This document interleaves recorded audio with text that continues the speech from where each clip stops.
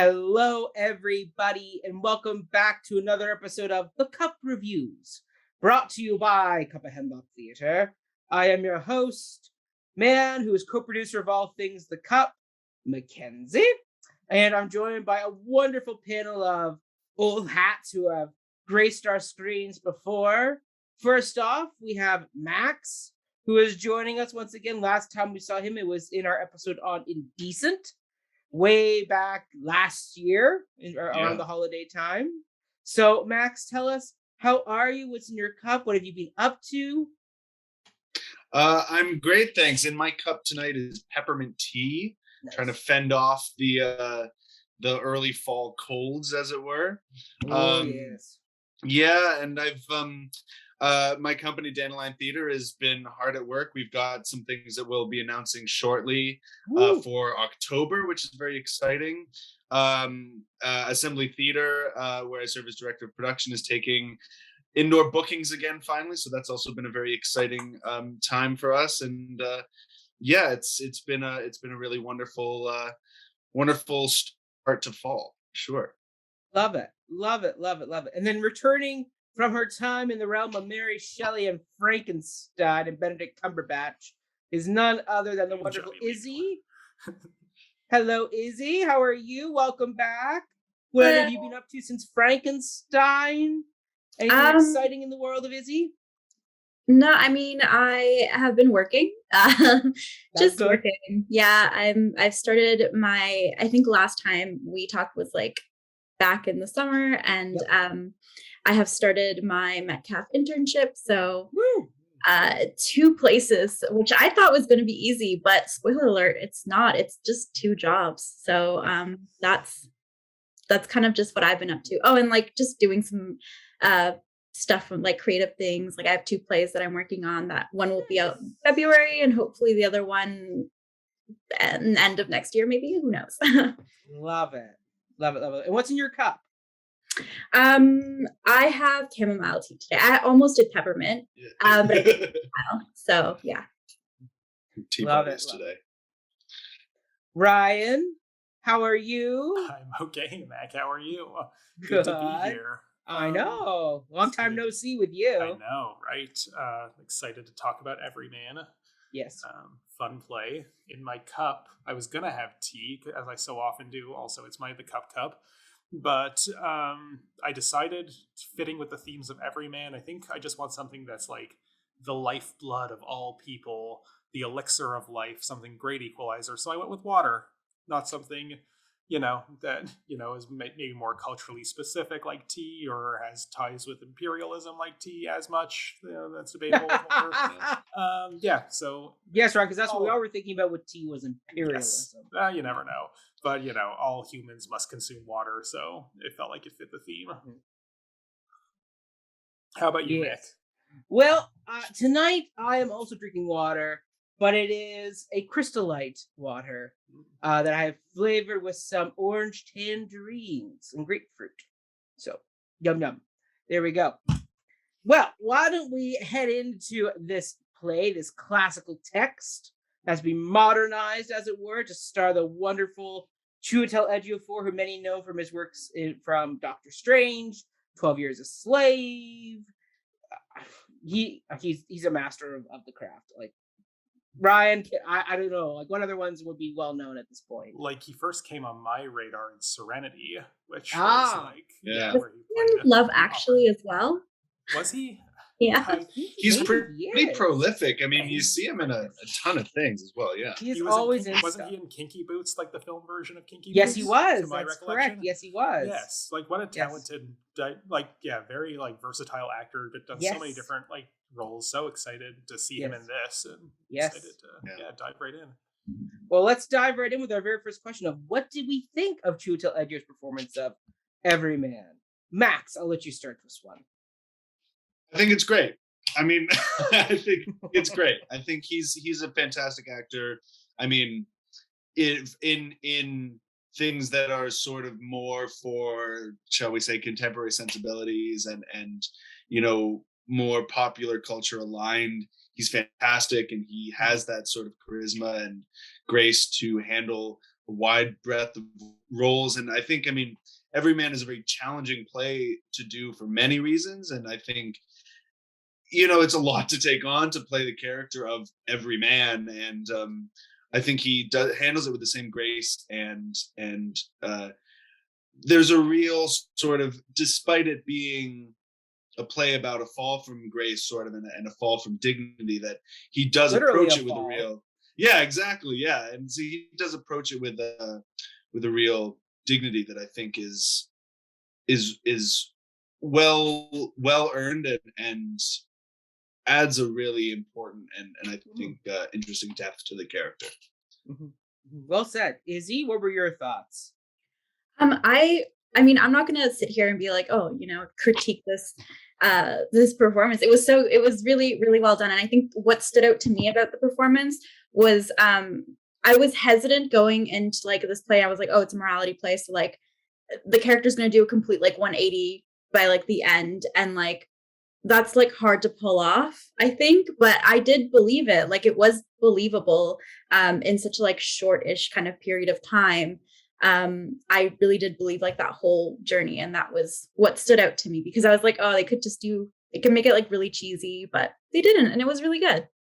Yeah, well said. Ryan, what were your thoughts? Yeah, well, I'm just gonna jump on this praise pile because I What? think he's wonderful. No, yeah, like I'm waiting to hear what you're gonna say, but no, I have no critiques. I think it's a flawless performance. He's just so strong in every single moment. We do see him go through this entire descent toward redemption, like which arguably a kind of like ascent at the end.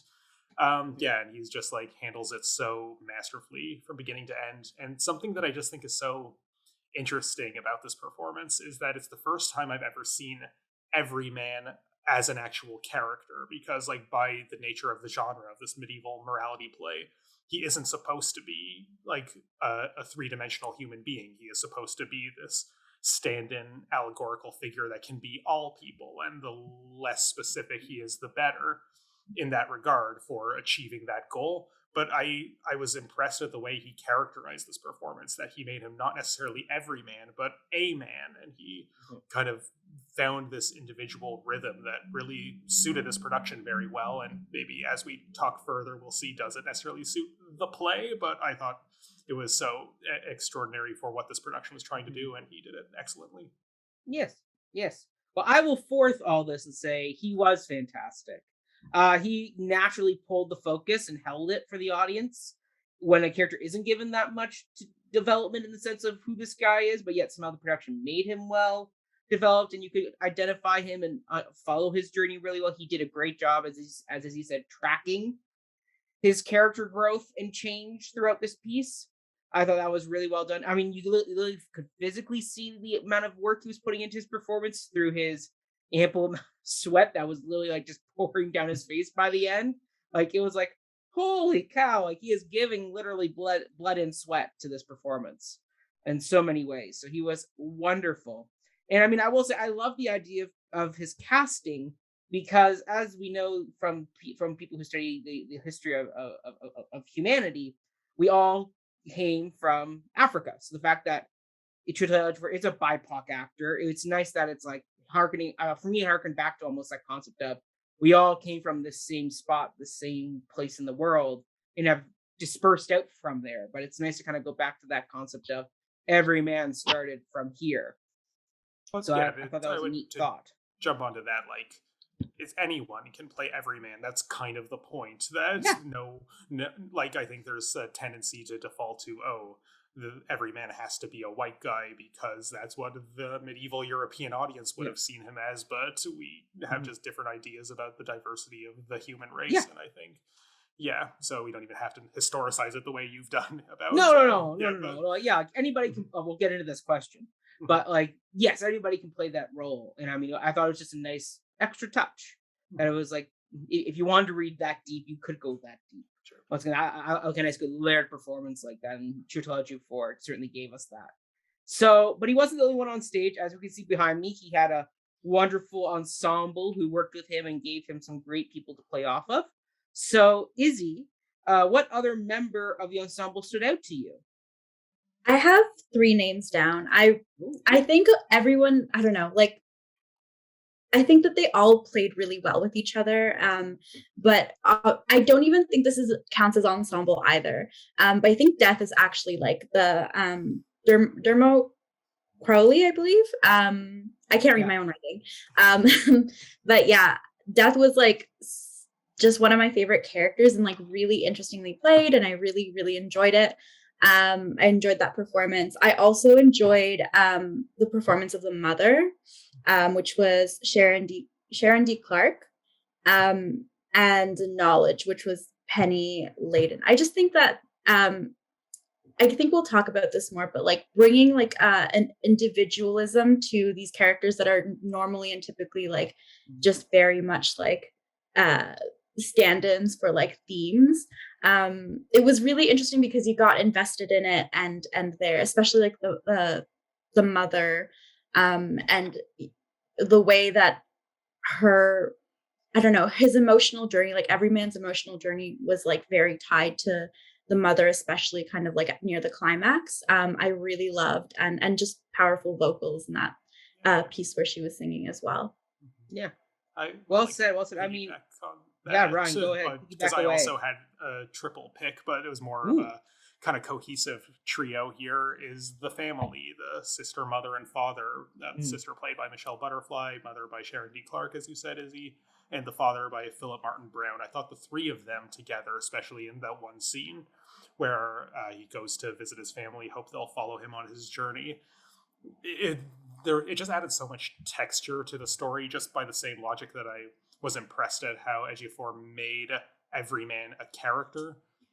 Going to visit kinship, his family, which in the original text would ideally just be like one person or maybe a Greek chorus of a crowd that represents the idea of family.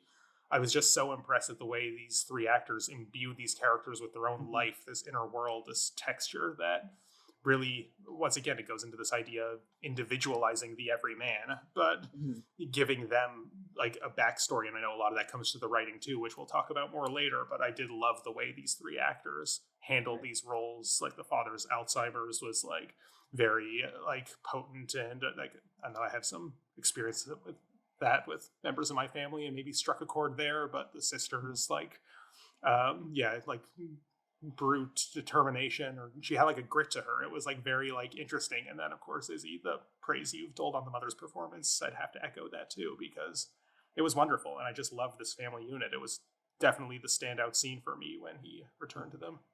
Yeah. I mean, I'll piggyback off Izzy a little bit because my shout out actually was also Death by Dermot Crowley, because I love the fact, first of all, that they made him a crime scene cleanup guy with his little hazmat booties and suit on. I was like, perfect little hint of like Death showing up there, and like the audiences don't know the story that he falls to his death. So the fact that you have this crime scene guy playing Death, it was just such a perfect way to interpret that character. And that's like his kind of wry sense of humor he had, that he every time he showed up, it was just this nonchalant. It's almost the Family Guy level of like the way they personify Death as this kind of really chill, kind of down to earth guy where he's like, "Yep, I'm here to come and get you." Like, you died. Norm Macdonald. Yeah, exactly. So I mean he was just so wonderful, and it made it almost scary in a way, because Death was such an inviting presence on stage. He was such a welcome performance that I was like, oh, I don't know if I should be welcoming Death so much on this. No, that's the thesis of the play. You should be. It's okay. Yes, exactly. Well, see, then they did an even better job, because it was just fantastic, because I thoroughly enjoyed that performance. Every time he comes to stage, I was like, oh, okay. I almost would want like a sequel of like Everyman and Death doing like a buddy cop, like a adventure together in the afterlife. Well, who knows? Maybe they're off to go collect some more bodies, and Everyman's now like Death's assistant, and he has to kind of help court the people. I don't know. That'd be a funny sequel play. Ryan, write that play. It's your idea. You write it. Max, who was your shout out? Do we steal all of yours, or is there still somebody up your sleeve? I mean, I think that all of your picks were, obviously very memorable. For sure, Death plays like an incredible role, and Dermot Crowley is, I think, aptly dry and spooky in the same breath. Like it's a very, I'm like, I always gravitate towards plays that have interesting ways of depicting the afterlife and sort of larger than life figures, gods and demons and things like that. For that reason, I think the two that have not, I mean, Sharon D. Clarke as the mother is really profoundly impactful. I think that is a really impressive performance with not necessarily that much to work with, and which makes it all the more impressive that this character is not just one that sticks with you, but one that you understand and that like, I think that was something very recognizable for me. It was that mother character, mother trying to defend her son, is like such a she just played it masterfully, I think. I think Kate Duchene as God is a really interesting and very understated performance. I think that, I don't know if I've spoken about this with you guys before, as we, it is Chiwetel Ejiofor is a Marvel actor, and, in the Marvel universe, this concept of God also goes often very understated as a beggar or as, someone, a homeless person. And I that's where my mind goes. But I do think that there is this real, it gets back to the word the word dignity and that sort of quality of quiet contemplation that she brings to that role, that it's not this awesome sort of biblical power, but rather it's the person who comes in to clean up after you. You know what I mean? And I think with that, knowledge, Penny Layden also gives a really wonderful performance. Obviously, all of these characters serve to complement the performance of Chiwetel Ejiofor in some way. That as we discussed, Everyman, the titular character, Everyman's the focus, and Chiwetel Ejiofor owns that spotlight and makes it his own. I think that in everything that we talked about, since I agree that there are many names that could have been brought up. This really does become an ensemble show, that the ensemble is really, really strong in this, that it's not just that each individual actor, generally speaking, I think, is giving really impressive performance, but also that they are listening and communicating with each other very effectively. And I think, that shows in the movement of this play, that shows in the sequences that are, long sequences without speech. I think that across the board, it's a very impressive showing from the whole ensemble. Yeah, agreed on all fronts. Well said, one and all. So let's get into now what was our favorite production or design element. And I'll start this one because this is one that I don't want anybody else to steal right away. But I love the stage magic in this. They had so many great fun little tricks that they did, like either people, my favorite was the disappearing chorus in that curtain machine that kind of came along the bench and snapped them all up at the end. I thought that was such a fun concept, and just like the live onstage photos that they were taking and the following projections, like, and just the way they kind of interlaced that with Chiwetel Ejiofor following in the opening. I thought there was just so many great little bits, and also the way the stage, you could come up and down like almost you were coming out of the underworld to have a moment. It was just so well done. I mean, that stage magic of just having this ever flowing piece without using the iconic turntable, which a lot of people would turn to kind of move things around on stage. But the fact that they found other unique ways of getting people on and off so naturally, for me, I just thought that was just a really well done bit of direction and stage magic by Rufus and his team. It was just such a it was just such a way that you always kept wondering what's the next trek that's going to be coming, like whether it was the garbage demon things that looks like that almost like that just like looks like piles of dirt or garbage, and they actually started moving, and I was like, oh, it was just a new surprise at every turn. I loved it. Ryan, what were your standouts? Well, yeah, I was certainly considering the stage magic and like those images in particular, but I thought someone else is going to do it. I should come up with a backup, so I'm glad I did. I really like the music and the sound design in particular with this piece, and especially like opening with the kind of rave party happy birthday sequence really does set the tone for this production in an interesting way, and then the sound design as it develops through and takes on some more I don't even know if religious tones is necessarily the right words for it, but like, the development from very contemporary party music into that, I think, created just such a great atmosphere that, and like, the EDM dubstep, like it just, it's not what you expect to see when you're like, oh yeah, I'm gonna see a medieval morality play, and it was a perfect way to just draw you into the world. And this ain't your great grandfather's Everyman, I guess. Or I loved how they to get to medieval times. bastardized the classic Rodgers and Hammerstein song "You'll Never Walk Alone," which is a very did iconic. They bastardize it though? I thought. Oh, they did. That song is supposed to be this beautiful, angelic funeral piece that's sung when, minor spoiler alert for a very old musical. See, it's interesting though, because that's also a very famous like soccer chant. Yes, it is. You'll never walk alone. And so that's like, it took on that sort of hooliganism that I think is often associated with like the Liverpool Football Club. You know what I mean? Yes. Oh yeah, trust me, it's beautiful when you watch a whole stadium. I remember when I was in Wales for watching a rugby game in Cardiff. And part of the pre-show for that is the audience sings.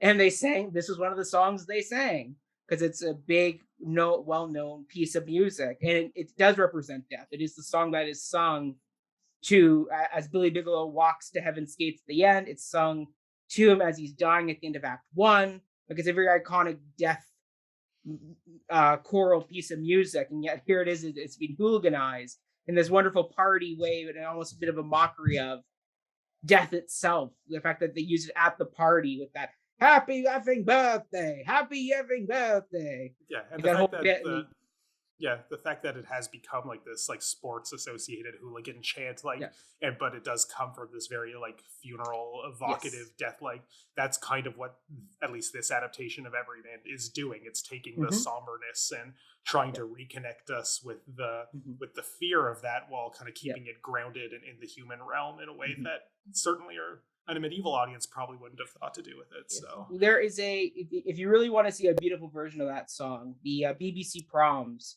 did a concert of Rodgers and Hammerstein music, and they stream it to all parts of the UK. And so when that song came on, they cut to all different parts of the UK throughout the video, and they're all singing it in perfect unison. So it's like a whole nation is singing this one song. It's stunning. It's a beautiful. Also, beautiful early piece. in the pandemic, Marcus Mumford released a version of it for charity, which was also pretty good. It's a very iconic, well-known song that they wrote in like 6 hours when they needed an Act 1 closer. Good old Rodgers and Hammerstein, great piece of music. But yeah, I love, the music is an awesome choice, Ryan, and I love the fact they did this kind of cheeky way of doing the music. They kept coming back. I was humming the Happy Birthday chant around my kitchen tonight as I prepped for the show. So it's there. It's wonderful. Izzy, what was your shout out? I really liked, I think like the set stuff was so good, but I really liked the projections and the lighting. That was so cool. I loved all of especially when he's falling kind of through like various screens. Like I thought that was really, really interesting. And I kind of said this last time in Frankenstein as well. I just like when big budgets are used really effectively, and I'm like, yes, this is what you should be doing with all this big money. Please make it interesting and visually appealing. And I think that it really, with projections and stuff like that, sometimes it feels like it's just there for whatever. It felt a little bit like that for the selfies. I was like, this is very 2015. But I did think that it added to this feeling, and especially like at the beginning where they're trying to establish that he falls, like they were almost like alluding to it. They're like, he's gonna fall, that's how he's gonna die. And like seeing all of that kind of in the background was really, really cool, because then it allowed for like him not to actually have to fall, but like still act through those emotions. And I don't know, I just thought it was really effective. And I also like the music. I like the bells. The bells were my favorite part. It was very nostalgic for me. Because I consider myself culturally Catholic. I'm not practicing, but I grew up in a Catholic church in a very Catholic kind of like area. And like the bells are always used to signify like something really, really important, or like when something sacred is happening. So that like immediately like clicked for me, and I was like, oh, that makes so much sense. Like I don't know, it was very nostalgic for me. Love that. Max, what's there for you to shout out? I think you guys have all basically touched on it, but I think for me,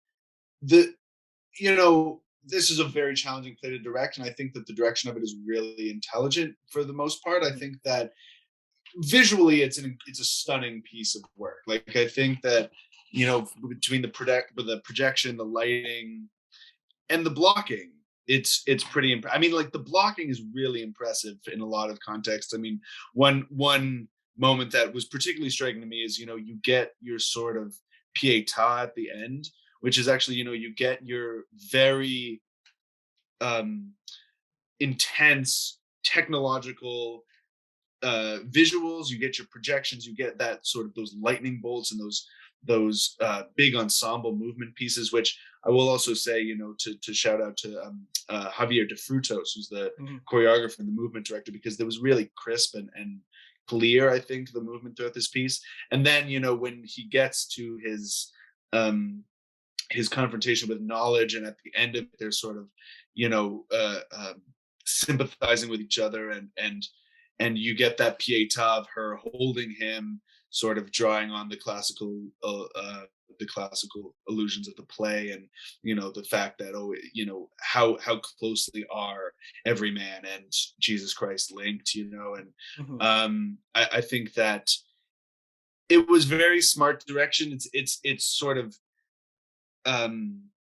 a welcome weirdness, you know. It's certainly not as weird as we might get with something, you know, German theater or Swiss theater even, but I think especially for English theater, it does have a tinge of the absurd and the bizarre, that we are entering an otherworldly space, and that between the projection, the sound design, the sort of electronic versus choral singing, we get this very ethereal idea of this is a space that exists outside of our own reality, and a construction of our reality as well, but that they sort of create this contrast of theatrical environment that I think is really striking and impossible to look away from. I mean, it's, you know, I think, you know, even if the performances weren't great and the directing and the writing wasn't really strong, the visuals could still hold this play together. And I know, you know, some people might disagree with me that a performance can stand on one element alone, but I really do think that, like, as a piece of visual art, this play is very impressive. Love that. And Max, since you ended our last section, I'll let you start this next section. Which great. What was the weakest aspect of the production for you? As you seem to be alluding to some areas. To the worst. Yeah. Yeah. I mean, the fact is, I don't know if I have necessarily a least favorite element of the production. I really enjoy this production. I mean, I do think that British theater, and by virtue, you know, Canadian theater, because we draw most of our influences from the British, can be a bit tame in some contexts. And there are places that I would have loved this production to have gone further. In the bizarre nature of it, in the really sort of foreign and weird nature of the play. It's not a play that is modern. It is relevant for sure, but it's not a modern play. Like, this is an archaic, or perhaps not an archaic or antiquated, but old style of theater. You know what I mean? Like, medieval drama is a very different technique, and I sort of would have loved to have seen, you know, just a sort of hint at perhaps a bit more of that recognition that we are divorcing ourselves from, you know, anything, in the same way that, you know, like you said, Izzy, that the selfies felt very 2015, that I was like, surely that there could have been a choice made that could have represented a similar thing, but wasn't that wasn't chosen. Like, that, I think, you know, for example, there's a lot of, in the blocking of the play, a lot of references to the audience, that Everyman is looking out at the audience, or that all the ensemble is looking out at the audience. But the audience, we never actually see the audience. The audience never actually becomes part of the play. And I think one of the things that would have been interesting, since it is a morality play and it is a sort of allegorical drama of us, like, it's a Christian play. We're not supposed to feel good at the end of it. Like, it's a play that is supposed to teach us something. I would have, I think, appreciated perhaps a bit more of a nod to the audience as well. But I'm also really just sort of finding things to complain about, which is one of my favorite things to do. It was a great production, and I think it checks a lot of the boxes. But like, if I had to pick, I would say maybe, you know, we could go more weird and we could go more into the sort of meta theatrical element of it. But once again, I think it's a great production. Ryan? Like, what I have to say kind of fits into maybe that a little bit from a certain point of view. But this is the part where I'm probably going to sound like a hypocrite, and I don't like it, and I don't know how to feel about it. But I love the production. Like, I'm going to preface all this with that. But my kind of big sort of weakest element in my mind might be the thing that I've been praising in the 3 previous questions. And that is how contemporary it feels it is.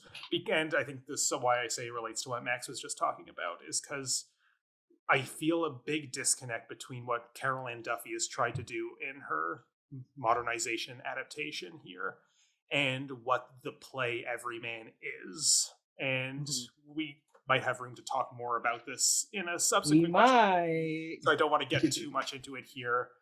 Suffice it to say, without kind of spilling more into that, I don't think this critique sinks the production at all. I just feel a bit of a strange dissonance between the two. Part of me doesn't really know what the production is trying to say by smashing these two seemingly oppositional forces together. But I do appreciate the boldness of the attempt, and I admire it. And it did make for what I think is a very fascinating piece of theater that I want to have conversations with like the people in it, and I want to be like, okay, what elements of like the medieval kind of source was discussed in like the conception of this piece, and how much are we engaging with the idea of you are representing every man, yet you seem like such a fully rounded specific individual here. So do these two ideas really gel? And we'll maybe get more into this in a subsequent question, so I will leave it at that. But like I said, it doesn't sink the production, and I think it results in something very fascinating. I'm just not always sure if it works at every given moment of the production. Fair. Izzy, what stood out to you? I'm trying to like put my thoughts into words. I think you did a lot of it, Ryan. But I think again, like echoing everyone else, I loved this production. I thought it was really, really cool, really interesting. But I feel like it was just trying too hard to be medieval. Like I felt it. I think the thing that tipped me off to it was when they were doing the medieval kind of music between, I was like, you don't need this here. You know, like we know it's a medieval morality play. And even if I didn't, I feel like they could have divorced themselves more from it. Like it just make a different play. Like it's fine. We take inspiration from things all the time. You don't have to say like, this is an adaptation of this medieval morality play. Like you could just say like, I'm going to make a play about morality, and it's going to be like on like all these like same themes, and like maybe we'll have the same structure and all that kind of stuff. But you don't have to like hold, like just let go, you know, just let go, let it be its own thing. It's fine.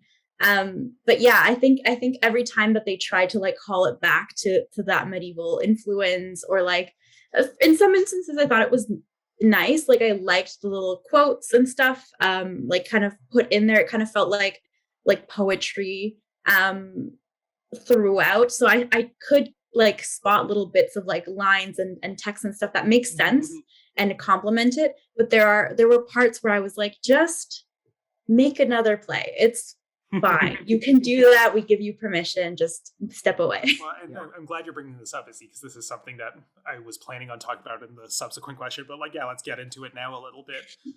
I give you permission. You're throwing off my order, Ryan, but I still have things to say for the later. But like, since you've brought up like, yeah, why lean into the medievalness of it? Like, Everyman as like a brand, because that's basically I think what they're trying to use it as here, doesn't have like a lot of cultural currency to anyone who didn't go to theater school.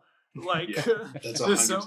Like it's so funny because I like when I hear that those like medieval songs, I'm like, ah. Yeah, because you went to theater school. All four of us in this room did. But like, but to me, like, it's not Hamlet. It doesn't mean much to just like, Joe and Nancy theater going public. Like, it means a lot to us because we like, we read it in first year and we wanted to, I remember this and how are they going to portray it? But I kind of feel like the extent of liberties that Carol Ann Duffy took with her adaptation here kind of makes it divorces it from being Everyman. And why bother?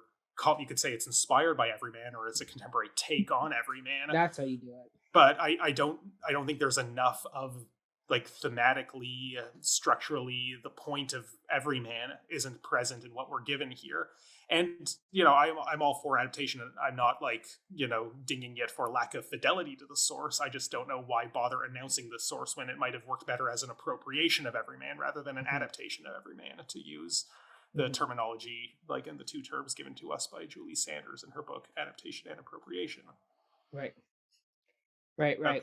I still have more to say later, so we can move on. All right. Well, I'll say for me, I don't know what it is about these last 2 NTS episodes we've done, but I've come across the same stumbling block. It's the first 20 minutes. I wasn't a big fan of the first 20 minutes of Frankenstein running it, or the monster running in a circle for 20 minutes or longer. And I felt the party sequence just went on a little bit too long. I got the concept of what they were going for. That it was a raucous party. But I was like, I got that after 10 minutes. And then it just kept going and going. The Coke scene was really long. Like, it was weirdly long. We had to sit in it for a while. Exactly. I will remind us all, because we all read it in theater school. This is a very short play, Everyman. It's like 10 pages in an anthology. Like, yes. It's I watching that, I agree. It went on a little long, but I'm like, well, yeah, how do you turn Everyman into like a feature length? It's an hour. I also do minutes. think that. I mean, it's not a super long play in this production, but I also do think that, like, to a degree, that while I agree with you that, I mean, the first 20 minutes of a play are crucial for holding an audience's attention, that there is something to be said for a repeated action for what seems like too long. Like, I think that forces us to ask a very important question of, like, why are we uncomfortable? Are we, like, why do we? I was just bored. Well, because I think that it caused me to question where the director wanted my eye to be drawn. And I do think, that there could have been, maybe a bit cut there. I think that a lot of it was very captivating in just the same way that, a dance piece would be, that I was interested in the intricacy of the movement and the meaning behind it. Now, like, this is what I do for work. Like, I love that stuff. And so for, like you said, for your average theater goer, I can understand how that would be, a bit more challenging. But for me, like, I do think that there is something to be said for drawing out our attention, pushing the limits of our attention. I think that is, to a degree, what this adaptation is looking at is, how do we hold ourselves? Like, what holds our attention? What takes importance? And so I do think that there is an interesting, and I mean, obviously, you get him committing all of his sins and going through all of the, sinful actions and things like that. So and there is something also it's not purposeful, There's something also to be said for spending a lot of time in that, as really making us appreciate just how much of his life is wasted away on the sinful action, that a disproportionate amount of the play is spent really cataloging it, because, on the page, to bring it back to that pesky thing, we are introduced to God introduces death arrives to Everyman, and okay, time for me to take your soul. We don't get to spend time with Everyman, the person committing these sins. We just take it for granted that you have living flesh, you must have sinned, because original sin is a thing. But so I think, I agree, it could have been shorter maybe, but I do think, like, cut 5 minutes, because I mean, I get the point. It's supposed to be like, I won't disagree with that. I think I think what it's I supposed was to be exorbitant and over the top, because that's his point, right? Like his sister calls him out, so it's like, you party too hard, like, you have wasted your life kind of going this direction. It's like, okay, I got that after like 10 minutes. 5 minutes more would have really pushed was already starting to push me. 20 minutes, I was like, okay, now the Coke line is still going. We're still singing happy effing birthday. I think, for me, when thinking about that, it becomes a question of, like, for me, when it gets boring is when it doesn't seem purposeful, is when it seems aimless. And I don't think there was a point at which it didn't seem purposeful. Like, I think that still understood, like you said, it is actually about how much time it takes, I think. And I think there is a degree to it. And once again, like, I totally get it. Like, you don't, like, if you don't want to watch that, like, that makes total sense. It's repetitive and potentially boring. But I like I said, I do think that it's purposeful and therefore still has a certain degree of artistic merit to it. Oh, absolutely. I mean, I love some good repetitive stuff. Like, they're in their most recent revival of the musical Company. That was done in the West End directed by Marion Ellen. Now it's on Broadway. They took the whole very iconic TikTok ballet, which originally was like a big sex number, and instead they made it now into a dream sequence where the female Bobby is seeing her life play out in the repetitiveness of every day of married life, and it really illustrates her fears of married life. And watching that and watching that sequence go for 3 minutes, I was like, oh, smart reinterpretation of that moment. And just the way that, like, as a 35-year-old female woman who's being pressured into that lifestyle by society, how she would be feeling and facing that problem. Like, I'm all for repetitive, but eventually I just kind of go, okay. It's like watching Johnny Lee Miller run in a circle a lot, trying to learn to walk as the monster. I was like, okay, I got the point after a few minutes. It's now you're just kind of really sledgehammering me here. And I don't think audiences need to be sledgehammered. I think audiences are quick enough to understand something and appreciate the moment, and you can repeat it a few times. When it becomes so repetitive that I'm like, okay, I got it. What's next? What's next? Like, move me forward, trim the fat. Yeah. Mm-hmm. Yeah. All right, last bit for this section, Ryan, as our resident TA. I would love for you to kick us off, because we did read this one in our first year at York in our Origins of Theatre class. So, would you be willing to show this production if you were teaching an Origins of Theatre or you were TAing an Origins of Theatre class? Well, I am doing that right now. I don't believe is on the syllabus, though, for the class I'm currently TAing. Now we're up a desk. We don't get to well as much as we might like to on each period, so we only get one medieval play, and we're doing Rufus because we want to get as many female authors on the syllabus as possible. That's awesome. Not that we don't, it's an anonymous playwright, right? Whoever wrote Everyman. It could have been female, and Virginia Woolf tells us that throughout most of history, Anonymous was female. But we don't know that, and we know Rufus holds a special place as the first female playwright in the canon. But no, for just hypothetically, if I was teaching in a pedagogical setting, would I show this production? It depends on the function of the class. I would definitely not show students this as like, oh, don't worry, you don't have to read it because we're going to watch a production. Because obviously this is very different from the version we would expect them to read on the page. I certainly, by the same logic, stepping outside of pedagogy for a moment, I would be very hesitant to recommend this production to someone who's never read the original text or never seen a more straightforward production of it. And I was kind of hinting at this slightly in the previous question, but I think it's very fascinating what they've done here, and I think great discussions can be had about that.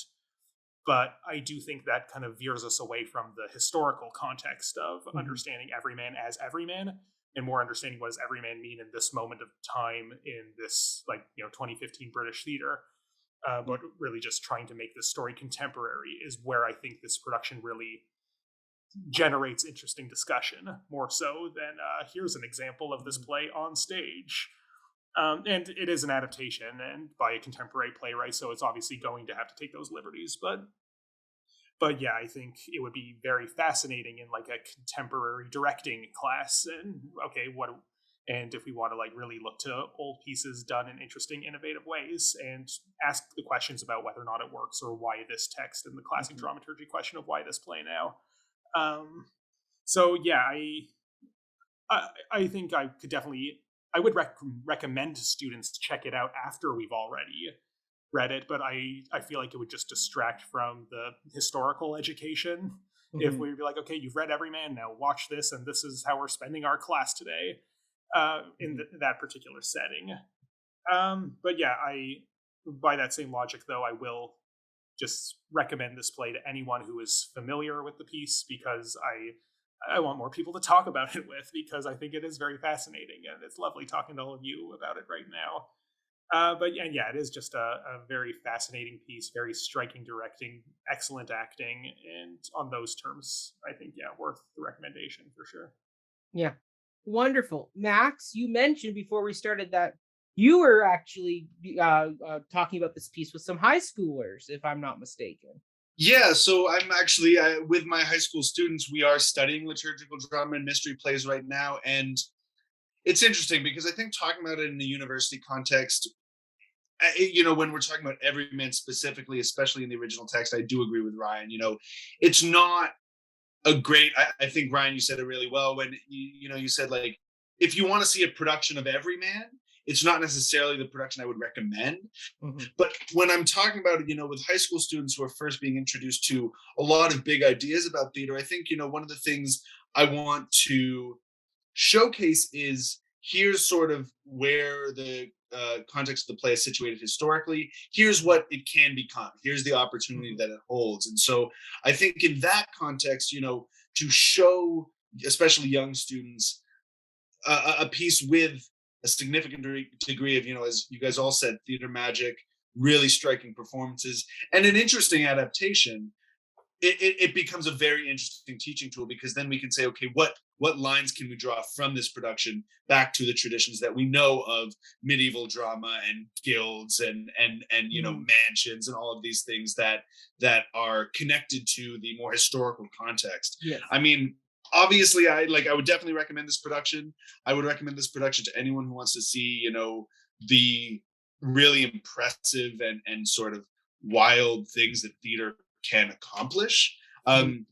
Watching it, I just couldn't help but think, like, it's just such an impressive piece of theater, like that as an example of theatrical form. It is so interesting because it takes the sort of really wonderful heightened text, these really striking visuals, impressive emotional performances, impressive sound design, movement, like everything about it is heightened. And so I think, just as a piece of theater, it exists really beautifully as itself.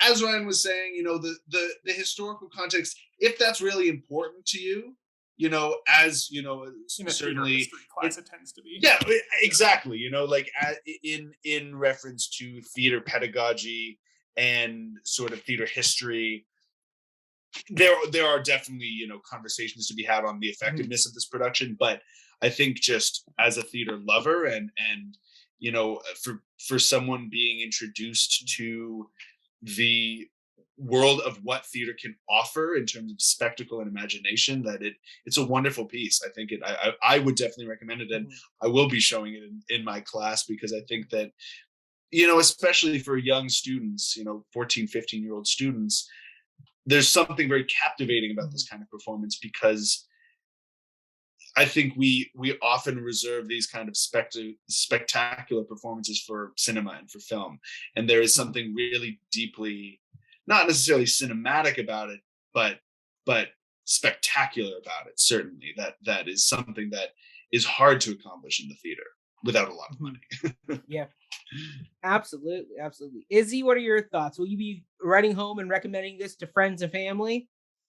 Yeah, I think I would, because as you mentioned, like I don't teach, so I don't really have anything to add there. But a lot of my friends are English majors, and we've all taken like medieval lit kind of thing. So I feel like it would be interesting for this play in particular, this production in particular, would be interesting for finding like that link between like this medieval text and like the contemporary, which I guess it's like 2015, but like still, like the now. I thought that was like really interesting. And I think that there would be a lot of people who would be excited to see something like that. Like teaching wise, like as I said, I don't really teach, but I do think it's a really great example of like directing. Like I agree with, I forget who said it, but like showing this in a directing class would be really interesting. Just to see like how far you can go, like how to really use an ensemble, and how to make things like more relevant, like the dramaturgy question of why why here, why now kind of thing. But yeah, I would recommend it, especially I'm thinking of recommending it to my friends who have studied medieval literature. So Love it. Love it. I mean, for me, I go, yes. I'd also recommend this production. I think it's a great teaching tool for when the youth and younger people go, why are we still reading these? Why are we still studying these? I have no interest in theater history and learning the roots of theater. I want to study the moderns. I want to do this. I want to do that. I go, well, there is something to be gained from going back to the roots and learning where the tree of theater has grown from. And this is a great way of showing that, yes, it is an old text that, yes, can be dated. And we will get into the datedness of the text down the road in this conversation. But it's like you can, like a lot of these older texts, you can reinterpret, you can play with. There is some ability to reevaluate, re-examine. What can you pull out that makes it interesting for today's modern audiences? Like I guarantee a lot of those British theater audiences who were sat there and watched this production in 2015 had not read the original Everyman. But this production was well reviewed. People really liked it. It was like it got picked up and got streamed at cineplexes and movie theaters around the world. Now, part of that could be because of Chiwetel Ejiofor, part of it could be direction, but I also think it's just because this production is just so, as I think, as Max said, mesmerizing to audiences to watch, and the theater magic, the direction, the costumes, everything kind of came together to create a really unique piece. That is it a direct line from Everyman? Not exactly, and we'll get into that. But at the same time, it's a really kind of unique piece on its own that has some really fun visuals and a really great lead performance by Chiwetel Ejiofor that kind of can oftentimes be overlooked in his vast body of work. You'll forget that he does stage work too, and that he gets featured a lot in NTS stuff. Then he comes back to them. So it's the fact that you kind of can go back into this and kind of see how he did this particular role. So I highly recommend it. I think this is a fun one to show general audiences who may not know Everyman, but may just get something out of the play, out of the general story that they're trying to tell. So yeah, I'd say give it a watch, have some fun. Go party. Happy mother effing birthday to you too. There we go. All right, let's end in the next section, which is, did the contemporary elements of Carol Ann Duffy's adaptation mesh well with the classical medieval text? Ryan, you have been teeing up this question, so we will let you finish your thoughts on this topic, because you kind of started and then stopped and then started and then stopped. Yeah, so now I prep notes for this that I'm like, which parts haven't I said yet? Oh, you're such a good TA. But so I think it's very well written, this adaptation, and I like a lot of what it's doing. But something you just said, Mech, kind of struck a chord with me about how using this as a good example to expose especially young audiences to what is the value of going back to history and like starting on these points. And I kind of, touching back on what Izzy said earlier that I sort of responded to, I don't think this is a good exemplar of that. Because if you have, like, Everyman in theory should be considered a timeless piece. Obviously, there's a lot of historical specificity to the medievalism of it and the Catholicism of it, and a lot of things that we can maybe question. The fact of the matter is, it's about how everyone will die and how will you spend, what kind of life do you want to leave, how do you want to leave the world, and that is as damn near close to universal as very few things come to be. So it has this element of, what we always kind of claim we want our classics and our masterpieces to do, and actually speak to us in all times, not just be buried under historical context to understand what even is this piece trying to say. But then I think if you have to adapt it in this way and put so much layers of this contemporary just stuff on top of it, I feel like to me, it represents an insecurity with that idea of this old thing can still speak to us, and trying so hard to make it relevant and make it feel contemporary that I think something does get lost in the wash. And to Izzy's point earlier of like, does this even have to be Everyman? No, I think it would have been a lot better if this play wasn't called Everyman, if it wasn't maybe heavily inspired by Everyman, but it feels like it's trying to have its cake and eat it too. And the cake in this case being It is a medieval allegory about the way of all flesh and how we all must die and account for our lives before we do. But the eat it too is also, but make it not an allegory. Make every man a three-dimensional person who can't possibly stand in for every single person. And make, like, we could say, his friends and family these sort of like interesting, well drawn out characters that make them suddenly like fail to be like kindred and cousins. That's just one person, in at least in the way that, you know, if you were to stage it faithful to the page, it's not supposed to be a family with their own inner lives and wondering, oh, what are they doing, and where do they come from? Wow, so much history we've imbued these characters with, but then it suddenly isn't Everyman anymore. It's this guy in particular. And I'm not saying that's a bad I'm not saying that's a bad thing. Most plays we consume are that. It's telling a well-rounded story about a well-rounded individual that maybe has some resonances for everyone and anyone. But we're okay with stories that do just focus on individuals, but that's not the story that Everyman is. Everyman can't be that story, or it's no longer Everyman. Mm-hmm. And yeah, it seems like a mistake to have even bothered doing Everyman if that's what you want to do with it. But I liked it, and I'm conflicted about that because I thought it was a really interesting production. But I think how much more I might have liked it if it wasn't creating this cognitive dissonance in my mind about, well, what is this piece even trying to say? Can it say the same thing that it would have said to a medieval audience? And if it's not saying that to us now, why bother doing Everyman anyway? Mm-hmm. So that's my kind of, messy thoughts on this adaptation. Love it. Max, I can see your wheels turning over there. What is your thoughts on this? Yeah, well, I mean, I think Ryan brings up a lot of good points. I think it's really like it's a ship of Theseus question, where, you know, you say, okay, it looks the same, it's got all the same parts, everything's been replaced. Is it still the same thing? And I don't really have a good answer for that. I mean, I do think that this question of adaptation is a very important question, a question that we encounter a lot. I will say that it's a different question if you're a theater historian versus if you're an audience member, I think. And a big thing there is, I mean, first of all, there's such a sort of long tradition of adapting this play.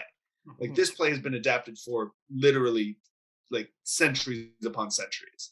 And each adaptation is different. Each adaptation is to its own specific time period. So I think to a degree, you know, taking issue with the adaptation, get it, but also that is sort of part of the point of a lot of medieval drama, is that it is meant to be suited to the situation.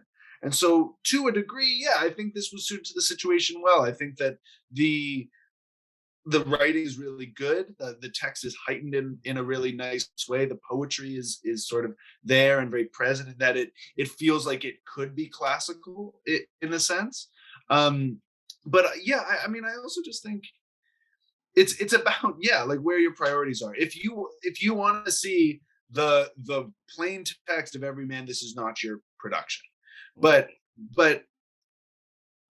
I think within that, like, it's really about where your priorities are, because at the end of the day, it comes down to the question of, like, what makes a play good? Is it the writing? Is it the plot? Is it the characters? And so, like, I think what we get here is, you know, some may say a facsimile of Everyman, but I might say rather that it is using the skeleton, the framework of Everyman, and the language of a modern context.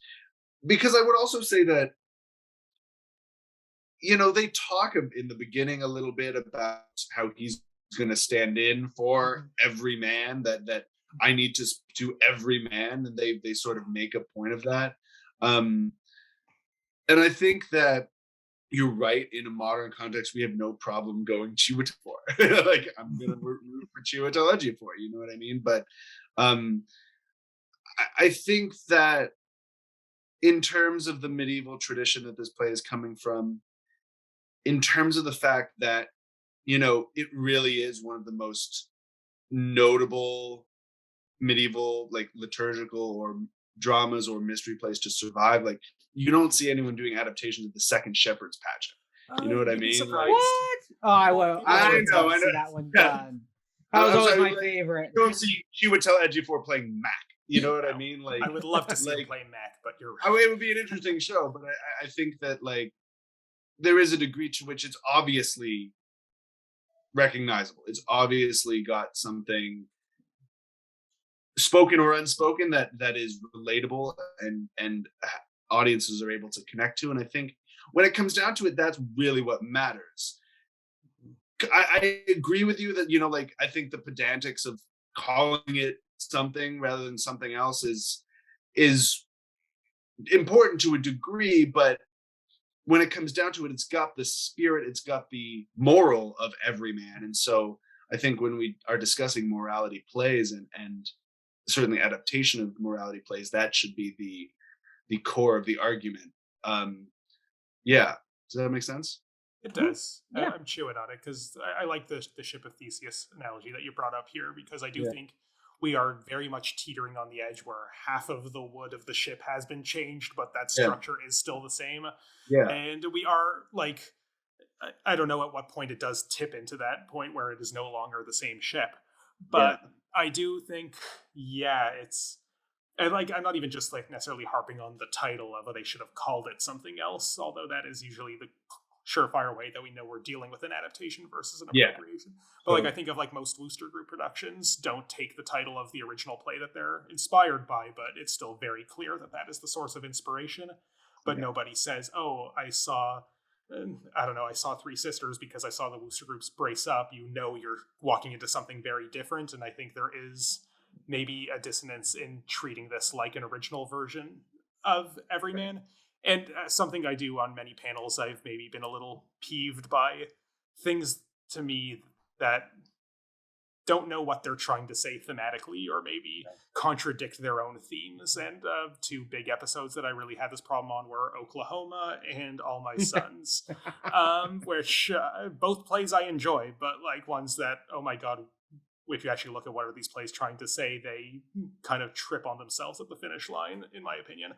And I think this adaptation of Everyman, by turning the original source into something that I would say it's not, doesn't get to really, I don't feel like it satisfies the themes of the original, and I don't know what it's trying to say different while it's still anchoring itself to the specter of those themes, I suppose.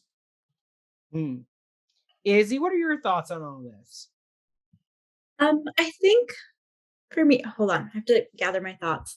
But I think what trips me up about this production of Everyman and like the clinging to the medievalness and to that like kind of like origin of the text, it doesn't work in my opinion, because as like our values are so different, and I think that the concept of an everyman speaks to a time and a place where it was way more communal living. Like this was like you saw yourself in your neighbor, and you saw yourself in the people in your communities, and like one decision didn't just affect you, it affected every person around you. Whereas now the trend is much more individualistic. Like we only live our lives for ourselves and no one else.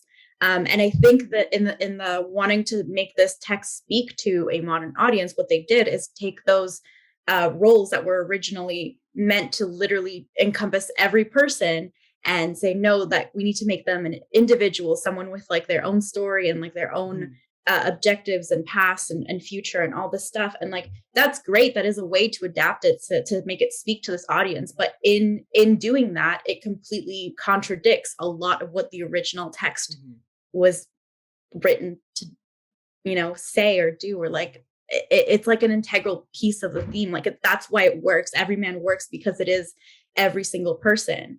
And when you take that out and put it into a context where our society is like, so like based on the one person, like it kind of stops working that much. And that's, I think, where it trips for me. I I don't think it's a bad production. I think it's really, really good. But I think that that's where, for me, like the flaw of it is. And I don't think it's something that shouldn't have existed or anything like that, or that they could have even made it better in any sense. Like, I just think that that's maybe, even if like they had touched on that within the text or within the play, I don't know. But I agree with Ryan, and like I think that there's something in the title of like Everyman, like they should have called it something different, you know, because they, like, Everyman didn't have to be called Everyman, because it just wasn't about Everyman anymore. It was about this one guy. Yes. I don't know. That's kind of where I'm falling with this, and I don't know if that really makes. It does make sense. Yeah. It does. It actually kind of ties into what my note is, which is it's not as seamless as I think it thinks it is. Like, like the text is sometimes very classical and very lyrical, but then you get certain phrases like "my colonoscopy bag," and it's like that's like a freaking clunker of a line. It doesn't flow with the rest of the text at all. But there are other moments where it is universal, like family dynamics of strained families, of the whole thing of. I mean, my family has gone through this with like the aging parents and the siblings kind of squabbling over responsibilities. That is universal. But then there are other moments where it's like this scene behind me here, this wealthy scene, where it's like a lot of blue collar people will not know what it's like to throw money in the air and party hard like that and sniff cocaine and whatever. Well, but that scene, the one you have right behind you, that's an allegory. That is actually that is a way of taking something medieval and giving it the aesthetic of something contemporary. Yes. The scene with the family, I love that scene to bits. I shouted it out earlier, but I'm like, wait, is this still Everyman? Like, this looks like Long Day's Journey into Night at this point, like, or something. I do think it's Everyman in the sense of it's a universal concept that as this aging population gets older, a lot of families are facing the same issue. So that's where I go. There's some universality, but there's other moments where there isn't universality, and I think because of that, it's a back and forth thing where some parts feel like generic rich people, bad with money, exploitative, you know, oh, look down at the poor, you know, oh, so sad, garbage piles. But then other moments it is specific, and then it's a weird tug of war. So I definitely don't think it's a perfect, well meshed adaptation. I think it's a bit of a mixed bag adaptation that works really well at some points, and other points it doesn't quite hit its mark and misses its mark. Max, I can see you wanting to chime in. Yeah, well, no, I wanted to talk about something from earlier. Izzy, I appreciate your point, but I want to respectfully disagree with you, because I think this idea. Ooh, can you hear me? I think this idea that I think the notion of an individualistic society is inherently flawed for a lot of reasons, especially in a theatrical context. Theater is living proof that we are not an individualistic society. Theater is like as hard proof as you can get that we actually have shared experiences, that we care about what other people think, and that we care about other people's experiences in relation to our own.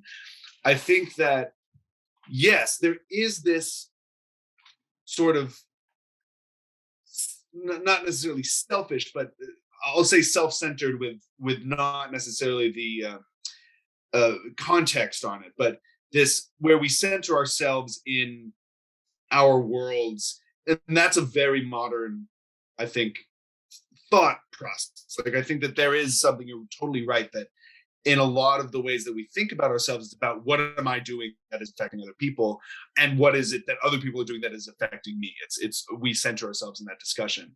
But I think part of the reason that part of what this play is trying to say is that ultimately that is not the case.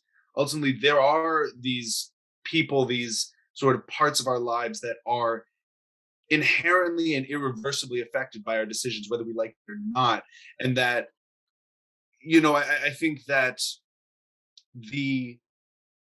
that we as human beings, it's such a strive for identity, the reason that we go to theater, that this everyman character still can exist for us, and that we all become everyman in that we all want to be the person that people look at it in that way, that we all want to have that we all want to have that individualization, but we want to be the only individual. We want everyone else to think, oh, that's an individual. You know what I mean? And so I think that it's part of the reason that this play is really interesting in a modern context. And, you know, when talking about the actual writing of it, if you look at something like, for example, Terminus by, I can't remember the playwright's name. I don't know if any of you guys remember the playwright's name, but it's an Irish playwright, which has really impressive metered text and rhyming text as well, and that sort of really flawless, heightened writing. I think the poetry of this is flawed in a lot of ways, and it is a bit clunky, and it does devolve into sort of contemporary speak, but that's part of what's beautiful about it as well, and that's how we would do it if we were forced to, you know, live in an allegory. I think there is something sort of, you know, breaking from the individualization of our culture in this play, that it takes a guy who everyone is like, that's the guy, we love that guy, we want to be like that guy makes a lot of money, and it puts him in relation to you know, the, you know, knowledge, the beggar, or the cleaning lady, that like there are these people around us who our story affects them, and their stories affect ours, and so framing ourselves in this individualistic way is very destructive. And I think that's the journey that we see Everyman take over the course of this play. And I think a very notable scene is that scene where the sort of the street cleaner or whatever, the tent, comes and takes all of them to the afterlife, essentially, where it's one of the few moments in the play that we do see the different reactions, that I think the ensemble sort of takes on the role of Everyman, and all of them are this character, and we feel like we could have been watching any of them, but that their reactions to death and their reaction to being taken and feeling like it's not their time to go is so individual. But it could be any of us, even if our reaction is individualistic, we all have the same fear. You know what I mean? We have the same fear of being taken before our time. Mm-hmm. That's it. Izzy or Ryan, care to respond? I would maybe like to hear Izzy respond more so than myself, since you were the one who was respectfully disagreed with. I do feel like we will get into maybe elements of this individualism in both of the subsequent questions, so I'm happy to bite my tongue for now. No, I understand what you mean. I think that I was kind of more thinking of the way it would be received by an audience. Like for me, it felt like the individualization or the characterization of each thing that would normally be like a kind of catch-all character was an attempt to bring it to a modern lens. But yeah, I do think it's well written and it has other intent other than that. But I think that with the context in my head of like, this play like feels like it's set in the medieval times, but like now we're just changing it completely. And like, I don't know, that's kind of where the dissonance was for me. Like it kind of like was hitting up, but no, I think what you said was, I mean, yeah, it makes sense. Yeah. And I think, you know, part of it also is that, like, you know, when we talk about how perhaps in medieval times they might have relied on other people more, you know, I think in the way that they might have relied on other people more they might have relied on people for bread, we rely on people for validation. And it's like, it's a different transaction, but it's still transactional. You know what I mean? Yeah. Wonderful. Izzy, I'll let you start the next question, which is, do the religious, specifically Christian themes of the play still resonate in our contemporary secular society? I was really interested. I thought it would be more Christian. And then I was like, wait, but this is a very like secular audience, I guess. So like, it doesn't make sense. So I was interested to see how they would do that. I feel like, I don't know, there were parts of it that I was like, they tried to really like pull it back like a lot. Like there were a lot of like themes of like environmentalism at the beginning and in that tsunami part, which was interesting, but I was like, I don't know, like it felt weird. It felt like they were trying to like bring it back. Like, I really, really liked that last bit, like that scene where everyone had like the same blue suit on, and like it was a really beautiful like ensemble piece. But then they started talking about like very like secular things to be thankful for, like bodies and things, and that's wonderful and lovely, but it just was such a like turn. And I was like, oh, because this is the point where like you would have gone into like divine adoration or whatever, right? Into like, oh, I love God, you know, all that kind of stuff. And they were like, we can't do that. So we're just going to instead praise the body and praise the experience. And which was also beautiful. I really liked it. But it was just very strange and jarring, again, with the context of like it being a morality play and being a very Christian play to begin with. So yeah, the one line that stuck out to me, I don't know if I wrote it down. I probably did. Oh, religion is a man-made thing. It too will pass. Like, I was like, I wish I saw more of that in it, but it felt like it was just like, we're going to stick with like the concept of God instead of like talking more about, you know, the human experience. I don't know. So that's kind of where it was weird to me. I don't know. Yeah. Ryan? So I have a lot of thoughts about this one. Shocker, I know. In the 1960s, George Steiner wrote a very interesting book called The Death of Tragedy. And that's my starting point for kind of approaching this question, because of course it is. Well, one of his many arguments in this very interesting book, I'd recommend it if you haven't encountered it, but one of his arguments is that Christianity essentially made tragedy impossible, because if tragedy is relying on this bleakness of the ending, the fact that there can be no hope, and that's the hole we will eventually descend into, Christianity rendered that moot, because if we believe in the salvation, that there is a life after death and it will be good if you were a good person, it fundamentally makes it impossible to see a play the way that an ancient Greek audience would have seen that tragic element. And Everyman is the perfect example of that. It's not a tragedy. It ends with his redemption and his return to this kind of positive idea when the pearly gates, you know, in Abraham's bosom, or whatever you want to call it. Around the same time that George Steiner wrote this book, W.H. Auden, famous writer, wrote an essay called Christian Tragedy, and it was mainly about Moby Dick, but he came up with an interesting theory in it about Greek tragedy versus Christian tragedy. What's the difference between these two? And he put forward this theory, and you can agree or disagree with it, but what he said is that Greek tragedy is the tragedy of inevitability.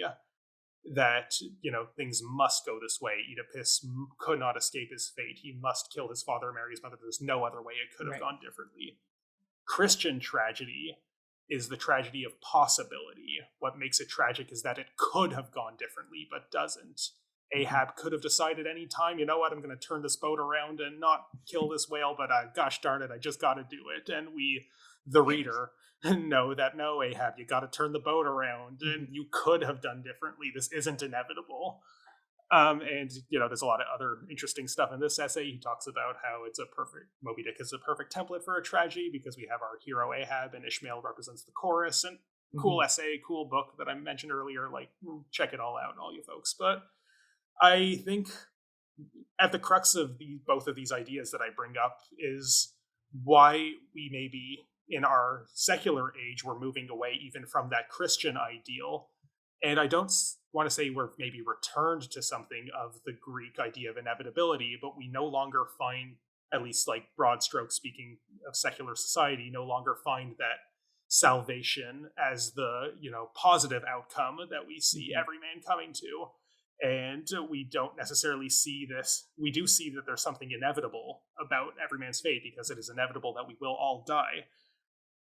So I don't know, just thinking in terms of this matrix of different theories of tragedy, I don't know how a non-Christian audience is necessarily supposed to interface with this play.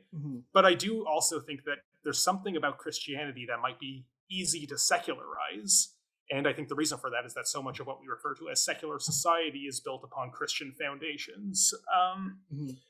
So we might not necessarily resonate with the specific Catholic sacraments that Everyman goes through, but we can get behind the vague moral of do good deeds because that's all you take with you when you're gone. Yeah.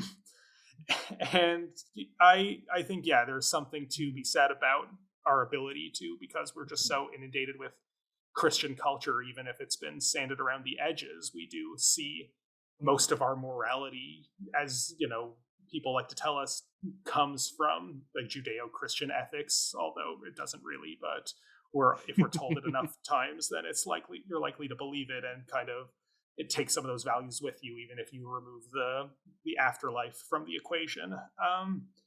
But something that I express caution with, and maybe part of my thinking, going back to the previous question of why even do Everyman today if you don't necessarily believe in the same dogmas that motivated its original writing. And part of me struck by the fact that, well, the Catholic Church does still have a lot of power and influence in society today, maybe not as much in our little circles, or I'm speaking at least for myself, but I would be mindful. Circles. But well, yeah, like certainly our circles. But Izzy, maybe you would like to disagree, and that's entirely your prerogative. Or Mech too, for that matter. But I would be very mindful of, if I were directing Everyman, to not necessarily pander to the religious audience, let alone vindicate them.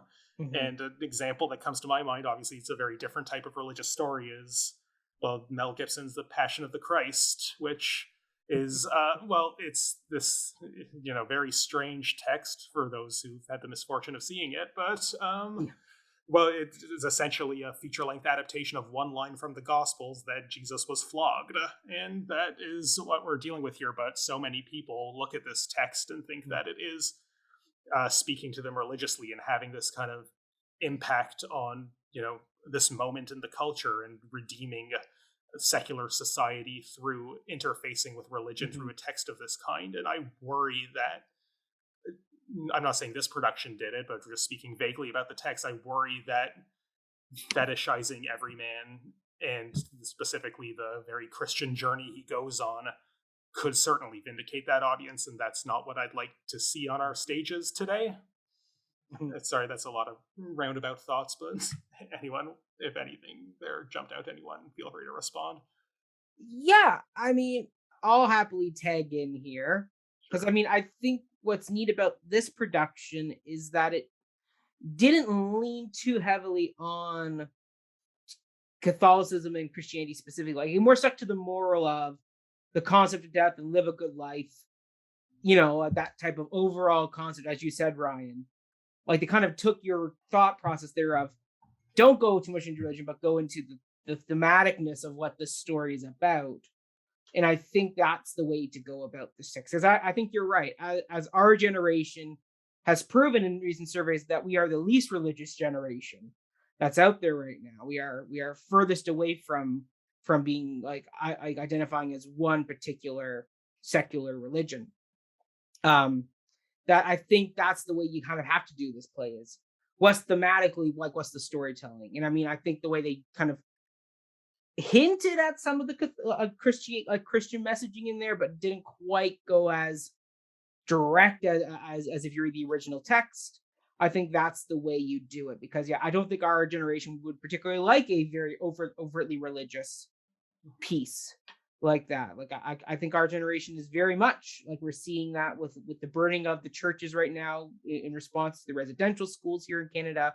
We are seeing all types of ways that our generation is very much turning, I don't want to say turning our backs, but certainly becoming more worldly, less individualized by a particular belief or religion. Now, that being said, there are still parts of our generations that do hold true to those beliefs, but I think what this play is doing is, or is this adaptation that we've watched, has tried to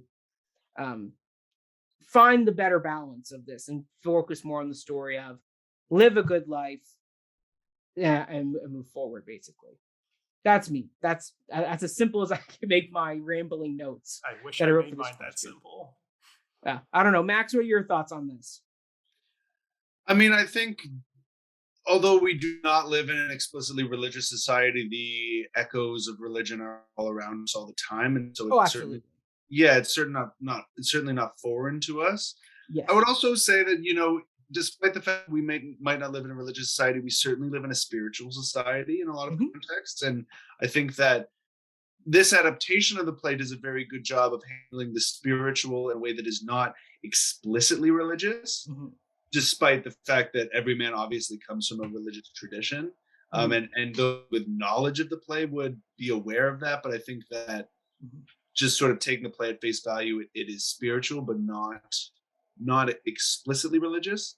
Yeah. And yeah, I mean, like, I think there's a lot to be gleaned here in terms of that sort of, I don't know how to say it, religious, spiritual, otherworldly nature of the play. I also think that, in a modern context, and if this is sacrilegious, I apologize, but like, we can take this as fantasy. You know what I mean? That there is a degree to which, sure, we can understand that these stories are very important to a lot of people, very important to a lot of cultures, very important to modern literature. But to a degree, we understand them to be what they are, morality plays, right? Plays, things with sort of morals on how to live your life rather than actual fact. And obviously in when the plays were originally performed, a lot of this was taken as fact. Like, if you don't reckon with God, you're going to go to hell. We have a more nuanced view of sort of, we being sort of, I think, a very broad blanket statement, but I think in modern context, there is a more nuanced view of not just religion, but other views. And so I think looking at it through that lens,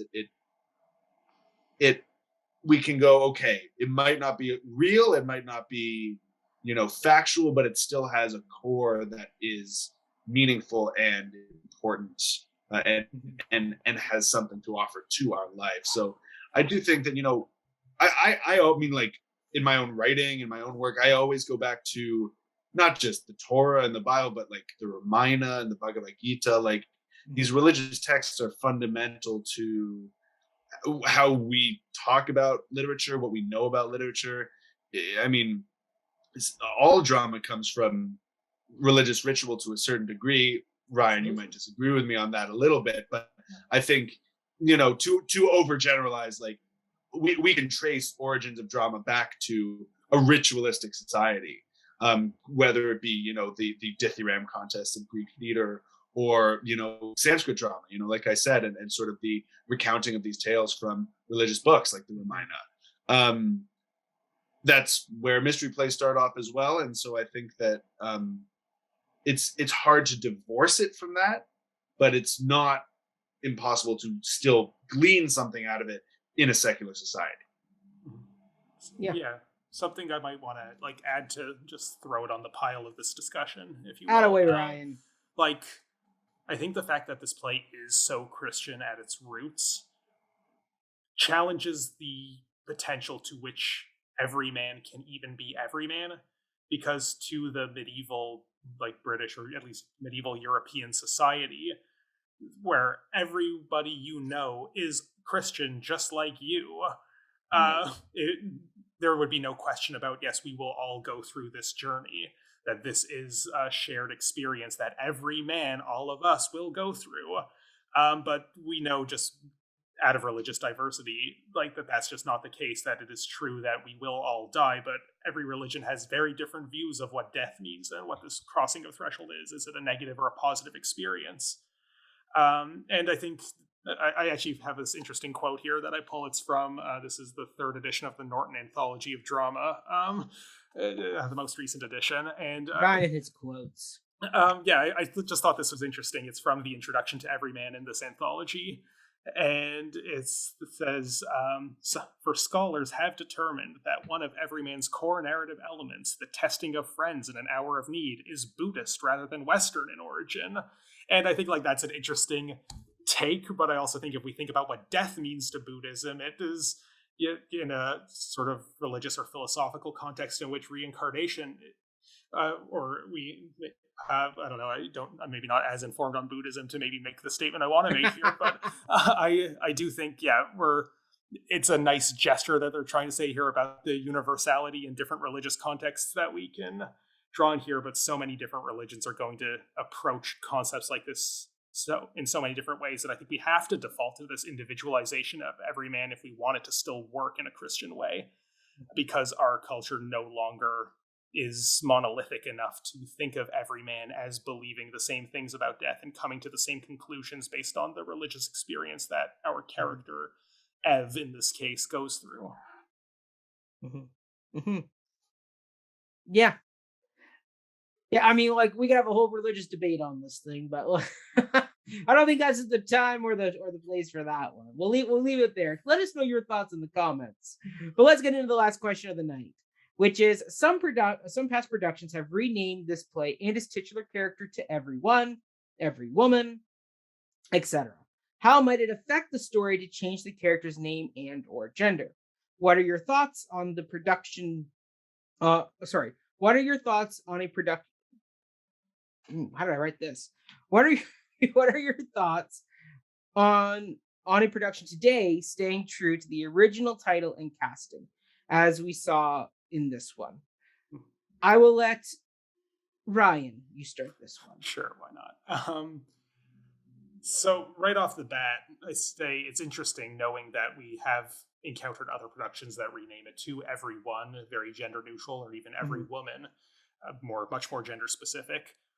I think this production, it's interesting that it chose to go with the original Everyman, and part of that might be the cachet of the title that we sort of litigated in a previous question. But I think this production gets away with it because, as I've already said enough times, he isn't really everyone. He is really just this one man. So it's already a bit of a false statement to call him Everyman in my eyes.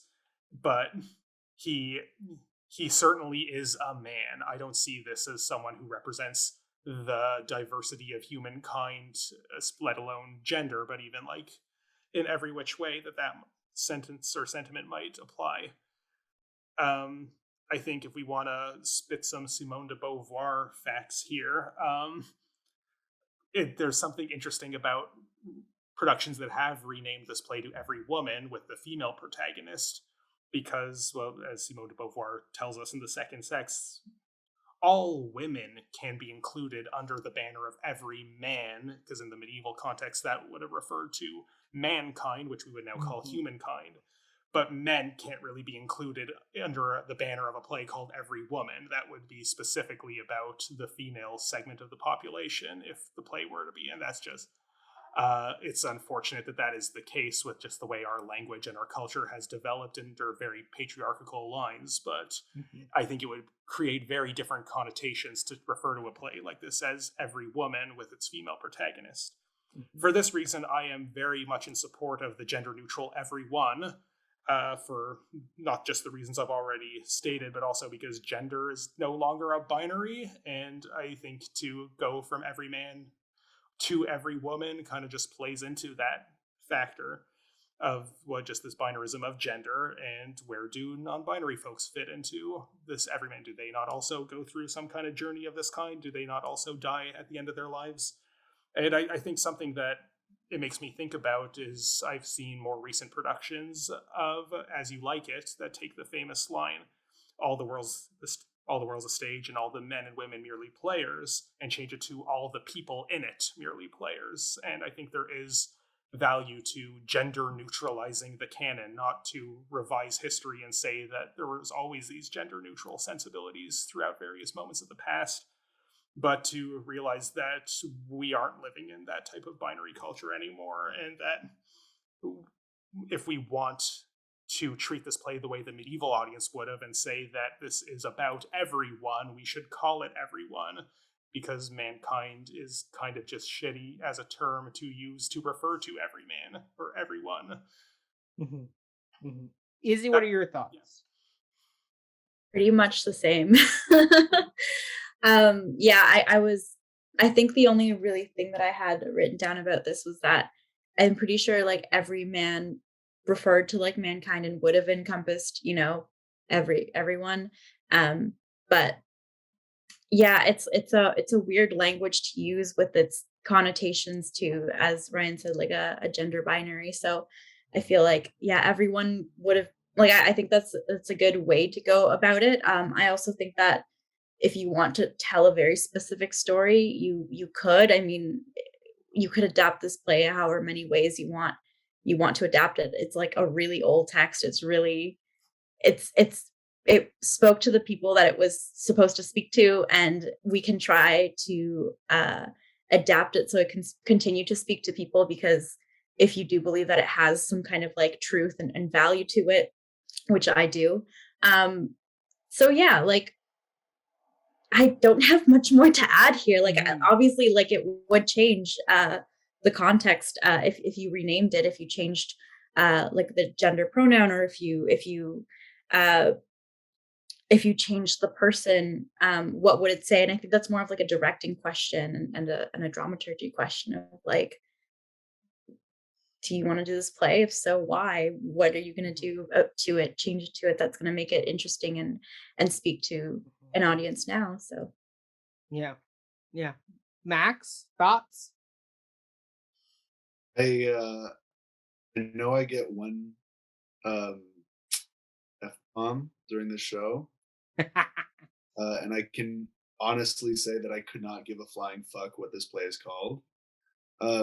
Like, I think ultimately, when it comes to sort of titles and labels in this context, I think it's detrimental. I just think it's not the conversation that we need to necessarily be having around this, because when you talk about sort of what's in a name, a lot of that context is how you present yourself, right? That you know, it's very interesting, because I have been having a lot of these very present conversations with students in my class who have been taking on new names and new genders, and sort of coming, not new genders rather, but coming into sort of their realized identities and taking on new names to exemplify that. And that is a real calling card. You know what I mean? Because when you look at a person and they say, hello, my name is blank, that's your first introduction to that person. With a play, it's different, because you get the title and then immediately you get the whole thing, right? That I can understand that, you know, perhaps in marketing, it's a different context. But, you know, when we're talking about the play in and of itself, as you guys have all said, you know, as I've said, it's a morality play. It's a play that is supposed to be universal. And so in that context, I think that it you know, we have to take whatever the title is at face value, call it whatever you want. Every man, every woman, everyone, call it it doesn't matter. We're still getting the same content. We're still getting the same context. And ultimately, it's sort of, you know, I think the merit of it is that, yes, okay, perhaps it helps certain theater goers feel more comfortable, more sort of identified as sort of members of the theater. And obviously, you know, I'm coming at this as a cis, you know, white guy, and so I that colors my, you know, reading of this. But I do think that across the board, and it doesn't just apply here, but you know, we get so bogged down in the sort of technicality and once again the pedantic nature of these sort of labels, that we miss the actual content of what is being presented. And so, like, I think to say, would a title change something? No, it wouldn't change anything. It might change. I mean, when we're talking about the play, it might change how sort of, you know, the play is marketed or initially received by certain patrons as like, oh, what's this show that I haven't heard of before? But, you know, I think when it comes down to it, Everyman is a famous title and a famous sort of literary construct as well. You can cast whoever you want in that role. Like, I don't think it matters if everyone, what we call it, is played by a man, a woman, a non-binary actor. Like, I think that what matters most is the moral and the sort of content of the play rather than what we choose to call it. And I think that is, you know, a good good lesson for life as well. So yeah. I Yeah, I don't disagree with what you're saying here, Max. I do think, to some extent, by the same logic that your, say, trans and non-binary students are able to reclaim an aspect of their identity by choosing a new name that better reflects their identity. I think if we do want to release this play from the, say, patriarchal shackles that it comes to us in, there is, I would argue, some reclamatory power to changing the name to something that's more appropriate or suitable to the neutrality of gender that we would approach that same moral with. Because I see what you're advocating here for, of not caring so much about the name, could trap us. I'm not saying us specifically, but trap patrons and artists in this idea of, well, it's a famous name, it's been around a long time, why can't we just keep calling it that? Why do we need to change it? And I feel like, try telling a trans person that about the name they were given at birth. And obviously it's very different stakes here, but I do think we can fall into the same ideological messiness of that. And I don't want that for this piece. And I think I don't want that for the moral of this piece, being that it does apply to everyone. And I don't want anyone to feel limited by the gender terms used within the title.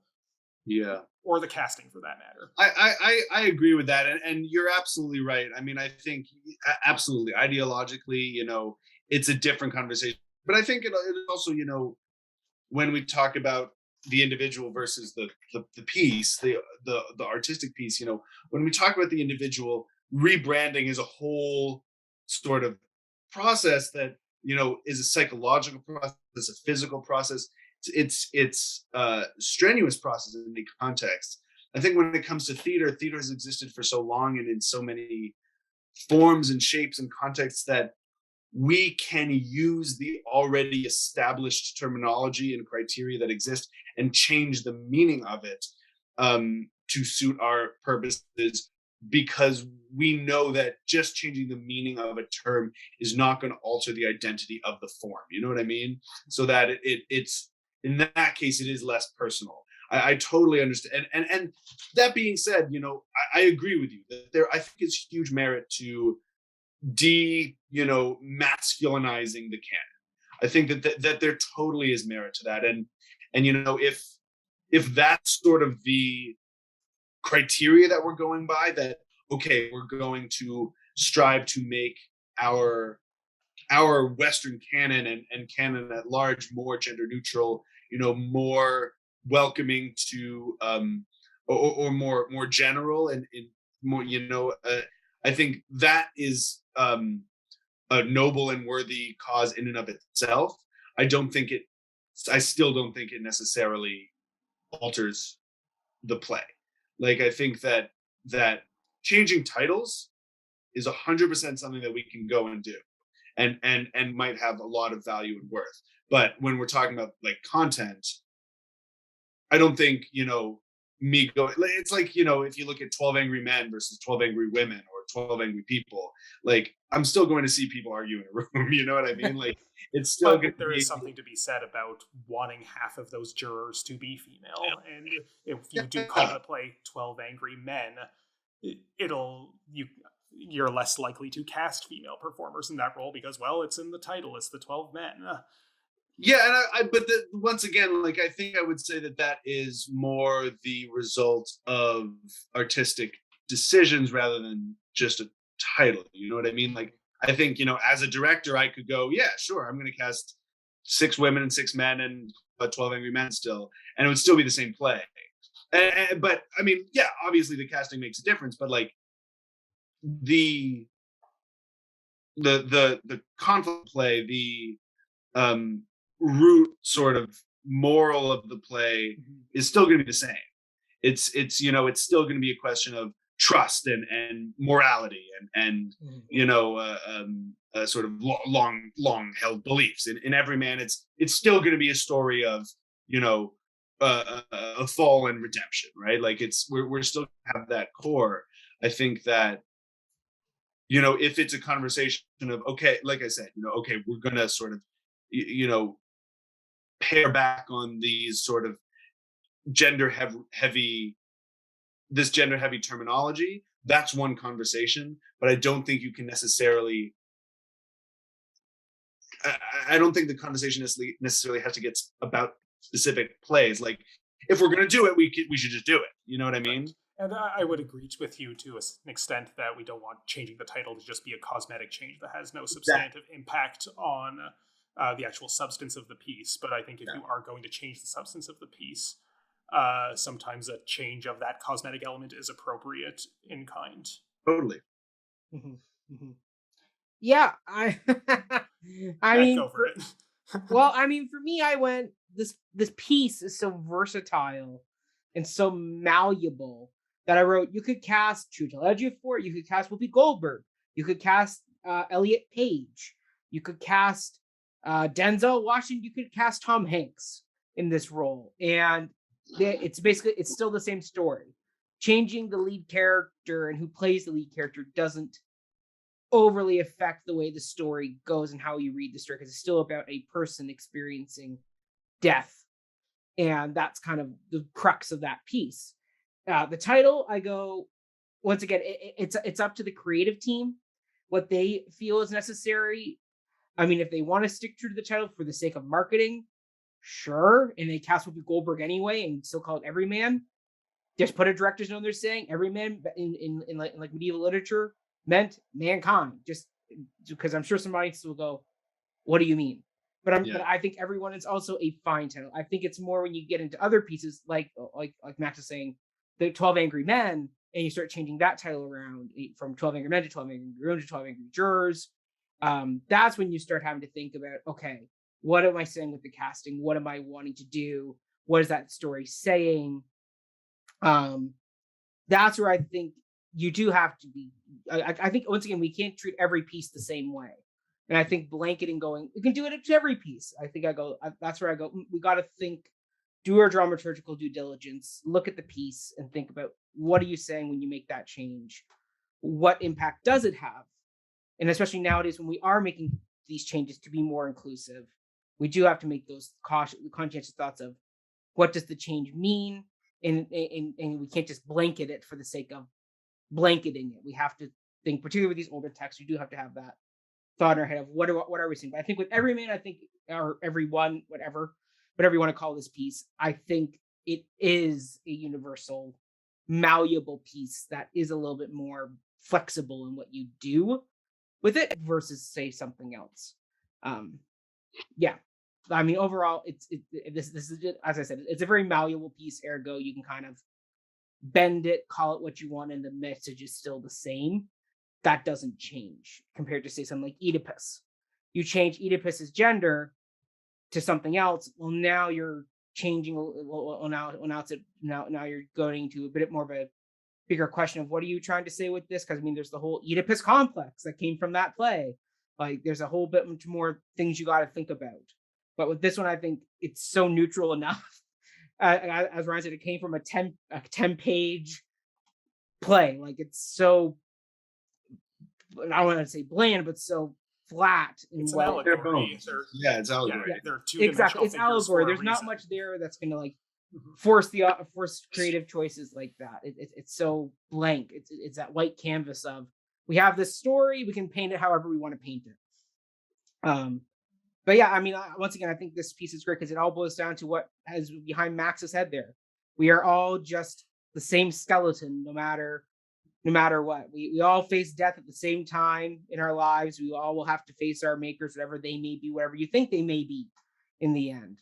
Our time is on this earth is short. Our hourglasses only run a certain amount of time. So we all will face what every man faced in this play at some point in our lives. So ergo, ominous a note to end on. Is anyone's doing? Let's take it home. We all die. Yeah, we all die, and I mean that's the power of this piece. Yeah, so death. Yeah, so there we go. So yeah, well, there we go, everybody. We'll leave you on that lovely note. Think about that. Think about death. Go home and think about your death and what it means to you. Are you living your life to the fullest, or do you need some reevaluation? Who knows? Either way, Max, where can people find and follow you? People can follow me on Instagram, mackerman12. I generally post updates about my own personal work there. For my company, we are at Dandelion Theater TO on Instagram, Dandelion Theater on Facebook, DandelionTheaterTO.com. We will have some new updates shortly, so shoot us a follow, stay updated. We're going to be doing a lot of fun stuff this year, so I'm really excited for people to see that. Woot! Exciting. Izzy. Most of my social media is private, but I think my Instagram, I guess, at IzzyWho. I'm not really doing anything exciting, so you can just see my selfies and my breakfast. If you would like. You have 2 plays coming up next year? Yeah, but like I can't do marketing for that yet. Like, wait till February. It's gonna be great. Okay, we'll hang in there. Ryan, give us a classic Ryan Borochovitz send-off we all love. That classic. I'm not active on social media. There are more accounts now than there used to be, but I don't need you to follow them, so just send all that love to Cup of Hemlock Theatre instead. Hey, that's the show you're watching right now. Like, share, and subscribe. And, it's fine. Yeah. Wonderful. You can follow me at Mackenzie Horner. You can find my musical antics on my other forum, Before the Downbeat, a musical podcast, where we are now in season 4. So we are in the midst of releasing that. If you do want to follow us and take us on the go, subscribe to the Cup of Hemlock podcast feed, and you can get the audio only versions of that as well. So check that on out too when you have a chance. And let us know what you thought of our Nicholas Nickleby miniseries. And if there's another miniseries you want Ryan and I to tackle, as that was a fun 9-part adventure we went on there. Who knows what we'll do next? Stay tuned. Other than that, everybody, thank you so much for tuning in. Have a great rest of your day, your night, your afternoon, and we will see you all very soon with our next episode. Thanks so much. Bye.